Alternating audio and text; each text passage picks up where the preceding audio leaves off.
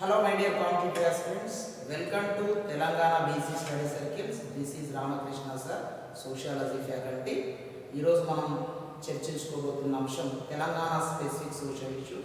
అందులో main issue వచ్చేసి జోగిని system, జోగిని వ్యవస్థ. ఈ జోగిని వ్యవస్థపై విభిన్నమైనటువంటి పుస్తకాలు అంటే రచనలు కానీ గ్రంథాలు కానీ చేయడం జరిగింది.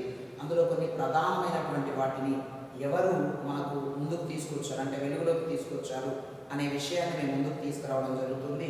ఇందులో ఎస్పెషల్లీ జోగిని సిస్టమ్, జోగిని వ్యవస్థ అనేటువంటి ఈ గ్రంథాన్ని వకులాభరణం లలిత వీరు మనకు వెలుగులోకి తీసుకురావడం జరిగింది.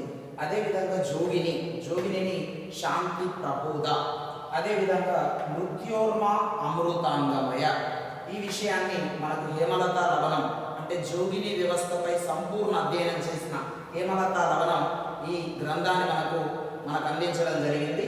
అదేవిధంగా ఎల్లమ్మ కథ లక్ష్మీకాంత మోహన్, అదేవిధంగా మట్టి మనుషులు అనేటువంటి గ్రంథాన్ని విఆర్ రాసాని మనకు వెలుగులోకి తీసుకురావడం జరిగింది. జగడం అనే పేరుతో గ్రంథం బోయ జంగయ్య రచించడం జరిగింది. ఈ గ్రంథాలు జోగిని వ్యవస్థలో జరుగుతున్న అన్యాయాలను కానీ వాళ్ళ యొక్క సామాజిక పరిస్థితులను కానీ వాళ్ళ వ్యక్తిగత విషయాలను కానీ సమాజం పట్ల వాళ్ళపై ఉన్న చిన్న చూపులను కానీ మనకు ఈ గ్రంథాల ద్వారా వెలుగులోకి తీసుకురావడం జరిగింది. అంతేకాకుండా ఈ జోగిని వ్యవస్థ మీద పలు రకాలైనటువంటి భావనలు, చిత్ర విచిత్రమైనటువంటి పద్ధతులు అవలంబించడం జరిగింది. అందులో కొన్ని ఉదాహరణగా మనం తీసుకుంటే ఈ వ్యవస్థలో ఏ జోగిని కూడా వివాహం అనేటువంటి సందర్భం ఉండదు.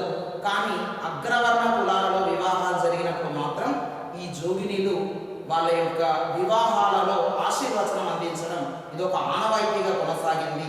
అంతేకాకుండా అనారోగ్యంతో బాధపడుతున్నటువంటి పిల్లలకి జోగిని చేయి తగలగానే నయమవుతుందనే మూఢనమ్మకం కూడా వీళ్ళలో సుప్రసిద్ధంగా ఉండేది.